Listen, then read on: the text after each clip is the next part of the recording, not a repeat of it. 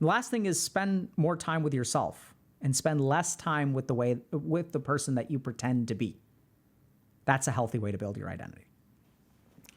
Does depression cause pessimistic thoughts, or do pessimistic thoughts cause depression? This sounds a bit like the chicken or the egg. I'm trying to figure out, but I want to hear what you have to say. The answer might be obvious to someone who knows more about it, or both scenarios may exist. I don't know. I'm thinking of someone that doesn't have any serious trauma, but still develops something that causes that person to be sad. This is a great question. I love this question because this is the kind of thing that I think we should teach everybody. It's not about clinical stuff. It's not about diagnosis or treatment or things like that. But what is the fundamental relationship between having thoughts and whether they cause depression? So does thinking pessimistically make me depressed? Or are my pessimistic thoughts a source of the depression? Because if we're struggling with feeling sad, it's like really important to understand, right? Because like if you're feeling sad, is this something that is a distortion of my mind that is being created out of my depression? Because if that's the case, that means that I don't trust my sad thoughts. Or do my sad thoughts come first? And if they come first, do they trigger my depression? So it's not that I shouldn't trust my thought, it's that there may be something that I need to do to prevent my pessimistic thoughts from making me depressed. Because the tricky thing is that, like, you don't know what to believe, right? Like, are the thoughts real and then, like, I'm just not handling them properly, which is why I'm getting depressed? Or are the thoughts a creation of this cognitive distortion? Because it leads to, like, two very different things. Like, do I need to be managing my thoughts better? Like, do I need to fix the way that I deal with my thoughts so that they don't make me depressed? Or are they coming from such a toxic place that I need to, like, learn how to step away from the whole thing entirely? So it's a great question. And it's confusing for people because we don't really explain this stuff.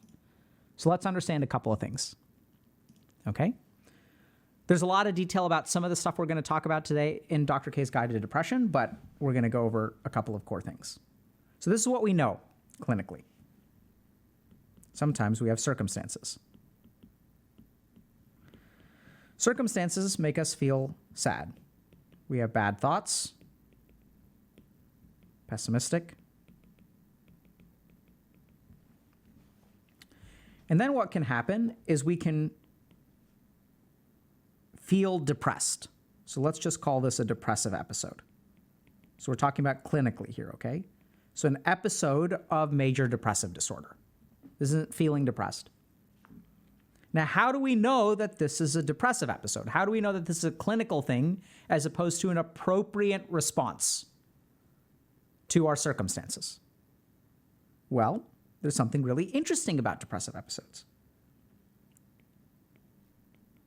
If circumstances improve or even resolve, if these are the cause of the sad thoughts, what this means is that sad thoughts should go away. So what we tend to find in a depressive episode is that even if circumstances resolve, and what was making you sad in the first place does not make you sad anymore, the depressive thoughts remain.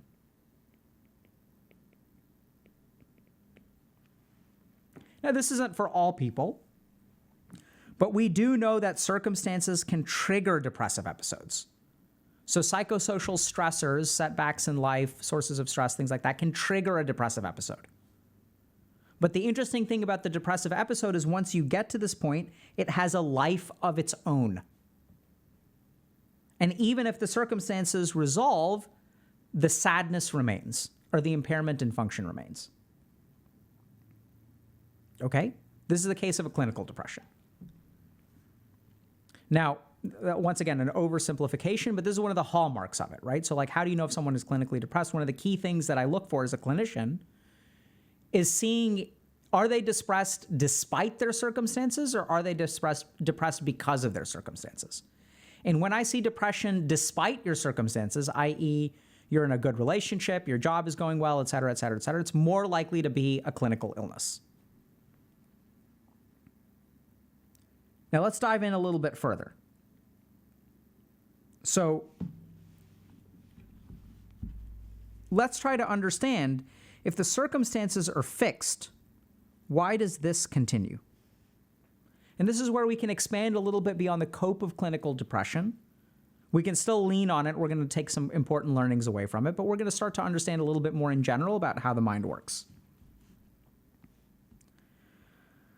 So our mind has a very, very important part, or our brain has something called the default mode network. Also a whole video about this in Dr. K's guide. The default mode network is what allows us to self-reflect, think about ourselves, and essentially form an identity. So I'll tell you all why this is really important. So let's say I go fruit picking, and I climb up into a tree, and I fall, and I hurt myself. And then let's say I go fruit picking again, and I climb, and I fall, and I hurt myself. And then I'm walking, let's say I'm trying to get into a boat, and I fall, and I hurt myself, and I fall into the water. At some point, there are all of these individual experiences which my mind will then reflect on and will come to a meta-level conclusion. I'm clumsy.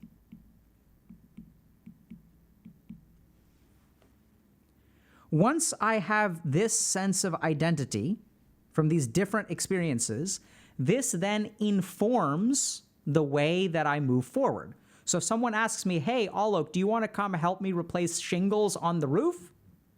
I've never replaced shingles on the roof. I don't really know. Like, I've never had a negative experience with that. But once the default mode network tells me that I'm clumsy, I can use that simplification of identity to inform what I should do and what I shouldn't do. So I'm going to say no because I'm clumsy. Do y'all see that? So developing an identity that is a simplified version of yourself makes it easy on the mind because you don't, it's a heuristic. It aids in processing information and making decisions. So this is what happens. I'm not talking about clinical depression, but now we're going to talk just about generally when people feel sad and they feel quote unquote depressed, whether it's clinical or non-clinical. So similar thing happens. So I've got a particular thought that's negative, let's say sad thought, fearful thought, bad outcome,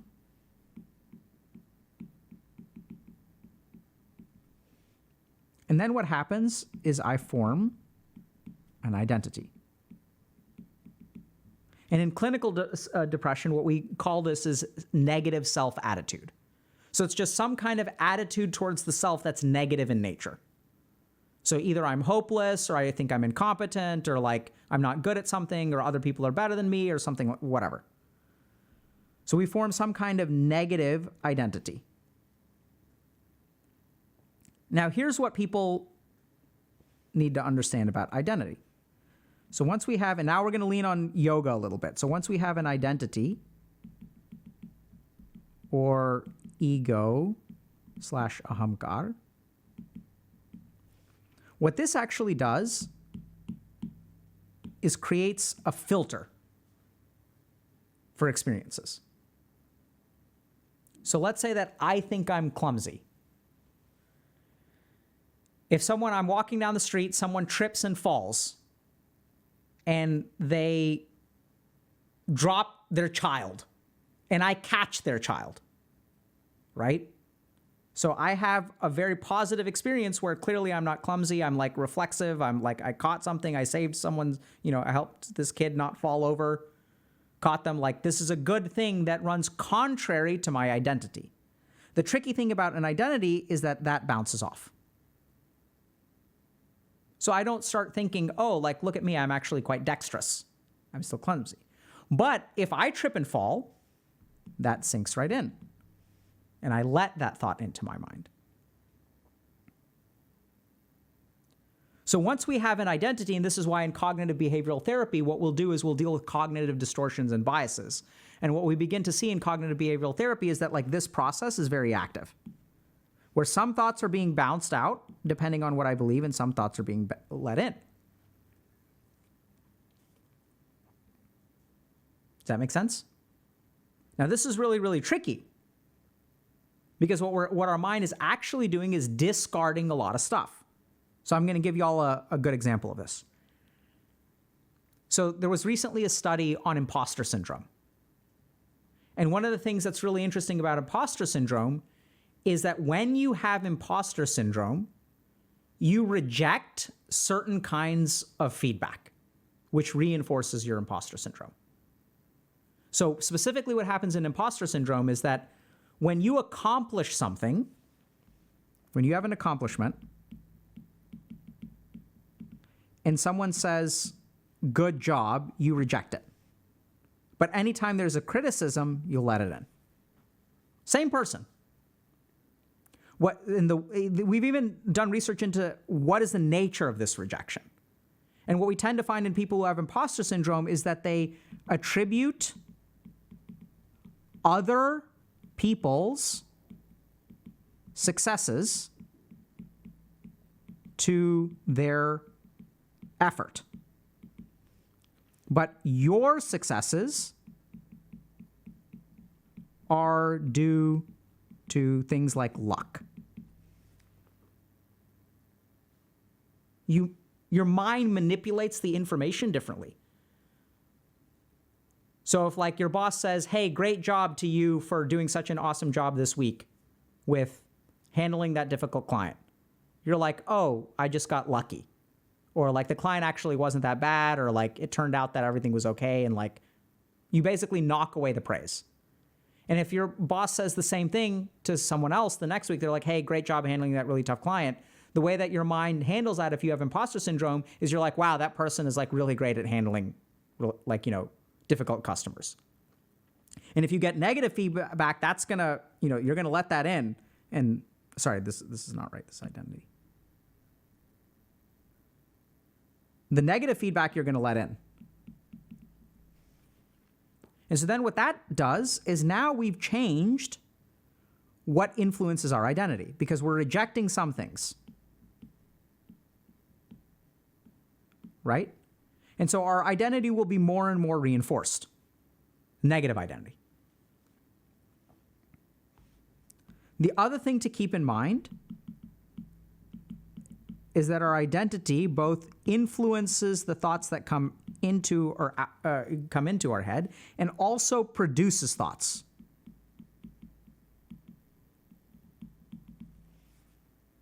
It creates thoughts. These thoughts and experiences can then go back and create additional filters.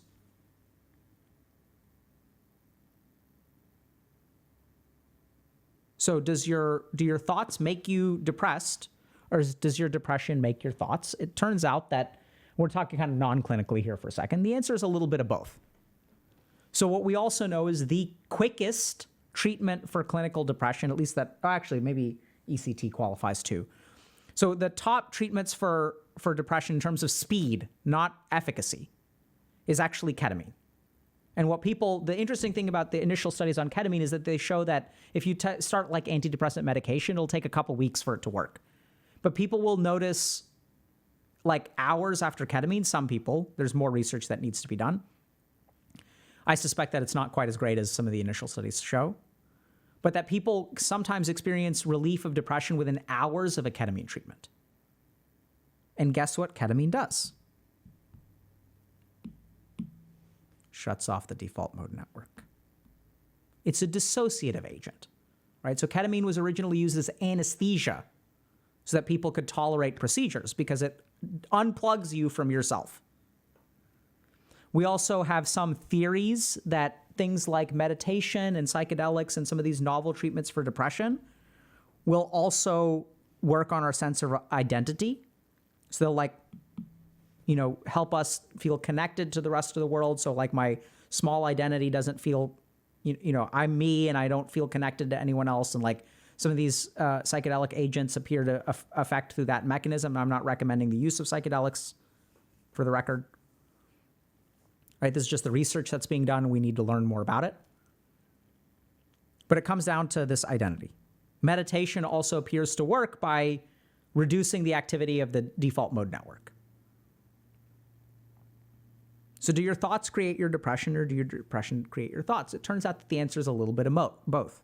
I think the key thing is that they're mediated through the sense of identity, at least in depression, at least with the way we're simplifying it right now. There's more to it, right? We're not talking about serotonin or other networks or other aspects of depression, physiologic aspects of depression, inflammatory aspects of depression, etc.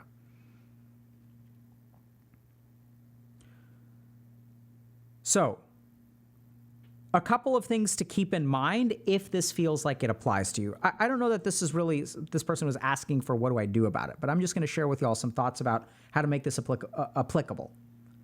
So the first thing is, if you're in this situation, to think a little bit about your identity and where it comes from.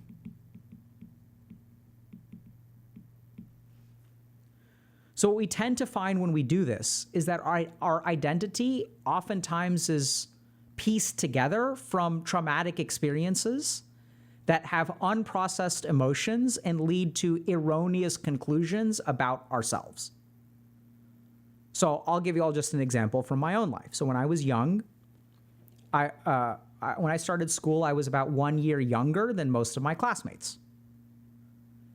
And so what I found was that I sucked at basketball. I sucked at baseball. I sucked at football. So I concluded I'm not athletic. Now, it turns out that the reason that, probably the biggest reason that I sucked at all three of these things is because I was a 5-year-old competing against 6-year-olds. Or I was a 4-year-old competing against 5-year-olds. The thing is, this sense of identity stuck with me. And these experiences aren't wrong. It's just these experiences, every time I got picked last for the basketball team, it emotionally hurt. I hated PE. I knew I was going to get picked last all the time. Since I was nervous and getting picked last, I would screw up sometimes, right? Because I don't know how to play, and the kids would make fun of me. That would hurt too. Sometimes that even resulted in bullying. I was like 4 or 5 at the time, so I had no idea how to process emotions, so it just developed into an identity. So as I wanted to develop confidence of myself, and as I'm sure you all can understand that even today, I sort of still experience this from time to time, where this will create thoughts in my head. So people will ask me, hey, Alok, do you want to go do this? And I'll say no, because I'm not athletic. So how do you deal with that? You start by sort of working on this by understanding, where does it come from? Where did I start to believe this about myself? The second thing to do, and then as you ask that, hopefully you can reinterpret it, right? And develop like a better understanding that resolves this emotional hurt and starts to change your identity. Second thing is really important. Take a look at your filter. What do you reject? Subtle. Sometimes it's like, I'd almost say it's almost impossible to figure out on your own. That's not true, but it's just so much more effective. It's hard to see your own cognitive biases. This is another reason why it's good to work with someone, right? So when I work with my clients, I'm able to spot their cognitive biases way faster than they are. And if y'all have watched like call-in streams or interviews that you do, you will notice the cognitive bias. You don't have to be trained. You will notice the cognitive bias in someone way before they do. So it's hard to do, but really pay attention to your filter. And what do you reject and what do you accept? And then ask yourself, if I filter these, what impact does this filter, oh my God, this is so terrible, have on my identity?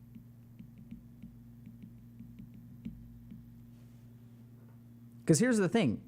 If you have imposter syndrome and you're rejecting your own successes and appreciating other people's and letting the criticism in, holy crap.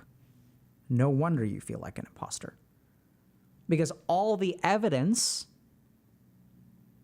that you're not an imposter, that you're actually a decent person, has been ruled inadmissible. So you're not going to let it in. Once you have awareness of that, so this is actually, there's research on this, that if you have someone who's got imposter syndrome, what you can actually do is have them reframe from this to this. And have them notice, hey, anytime you get praise, pay attention. And notice, does your mind say, oh, this is just because I got lucky?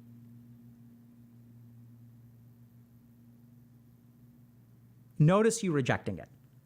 And then ask yourself, why do I think that I got lucky, but I'm willing to attribute? No, actually, like, and there's even like an exercise that you can do as an imposter where you can like sit down and like ask yourself, when you get a good achievement at work, ask yourself, like really think through, okay, what are the things that I did do to deserve this? I'm not saying at the end of the day that I deserved it or didn't get lucky, but what was my contribution? Right? You can, well, I showed up every day. I did actually work really hard. It was very challenging. Like I asked for advice. These are the things that I did do. And when you do that kind of cognitive reframe, it starts to melt away at the imposter syndrome.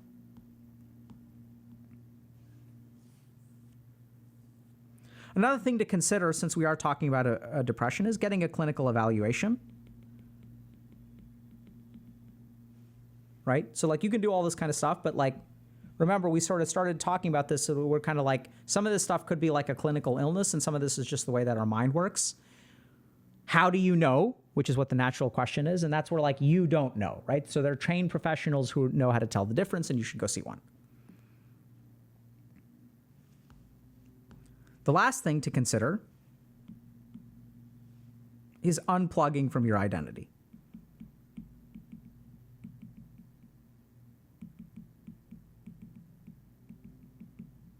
Right? So we know that, for example, ketamine, I'm not suggesting use ketamine, that should be used in a licensed, prescribed way. But essentially what we know is that if you're stuck in this thought loop where you have a particular identity that's creating thoughts, what we know is from various kinds of research, you can do things like meditate or even some pharmacologic agents that are prescribed that can help you unplug from your identity. Last thing that we already touched on a little bit today is that another way from unplugging from your identity is actually spending time with yourself, with nature, and away from other people. Because remember, a lot of your identity is what you project, right? Especially for something like imposter syndrome. Because who you are and who other people think you are is like two different things. And so to spend time with yourself, sometimes literally what you have to do is spend time away from other people. And like, I don't know how to say this, but like, I don't know that if you're a castaway on a desert island and you're living by yourself for 20 years, I don't think it's possible to have imposter syndrome. There's no other people to judge you. So you can't be an imposter. Right? Maybe I'm wrong. Maybe there's some castaway who tells me, oh yeah, actually I had the worst imposter syndrome of my life. What we tend to find is that spending time with nature, like literally just going for a walk or hiking or camping, like helps with unplugging from this identity that we construct. And keep in mind that this identity we construct is getting worse through things like social media. Because now, like, does a lot of Reddit karma make me a good person? Do a lot of likes on my tweet make me a good person? We're starting to equate social media approval with intrinsic value of a human being. And so unplugging from that is really, really important. So spend time with yourself.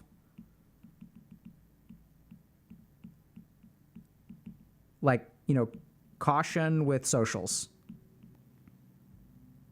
So it's a good question. What comes first? The sad thoughts or the depression? A really fundamental question, right? Is it my negative thoughts that are making me depressed? Or is my depression making the negative thoughts? It may seem like a little bit of a chicken or the egg, but it's actually really important because how we deal with it is very different. So it's important. Because if my negative thoughts are making me depressed, I need to be a little bit more careful about not letting them get out of control. Or I need to address them. But if my thoughts are from a state of mind that is distorted cognitively, then like I don't need to treat them that seriously, right? Because it's all cognitive distortion anyway. So in order to understand that, chances are there's a little bit of both, right? But as we get into the nuance of it and as we get into detail, we start to see that actually we do have some answers. So in the case of a clinical depression, originally it can be triggered by a thought that's appropriate to your circumstances, but once it gets triggered, it has a life of its own and can persist even when the circumstance that originally made you depressed is completely gone. In a more general sense, if we understand how the mind works, we've got to be super careful. Because when we have sad thoughts, sometimes they can form into or we have negative experiences and sad thoughts, they can form into an identity. I will be alone forever. I will never find love. I'm not athletic. And the tricky thing is once we develop that identity, the identity comes with a filter. The problem with the filter is that as we start filtering thoughts that are contrary to our identity, that's when we really get into trouble. Because it turns out that you are lovable. You just reject that thought. And you let the thoughts that reinforce the idea that you're unlovable. Did I say lovable or unlovable? You reject the evidence that you are lovable in favor of the evidence that you are not lovable. And once that happens, it just reinforces the identity, strengthens the filter, et cetera, et cetera. It's a good question. And hopefully today we've dived into a little bit about how that works and to give you all some tools to play with. At the end of the day, you want to be a little bit careful about how your identity formed in the first place and be a little bit critical of that. Second thing that you need to do is understand how your filter works. What's the information that you reject and what's the information that you let in? You can start to do some kind of cognitive reframes, things like that.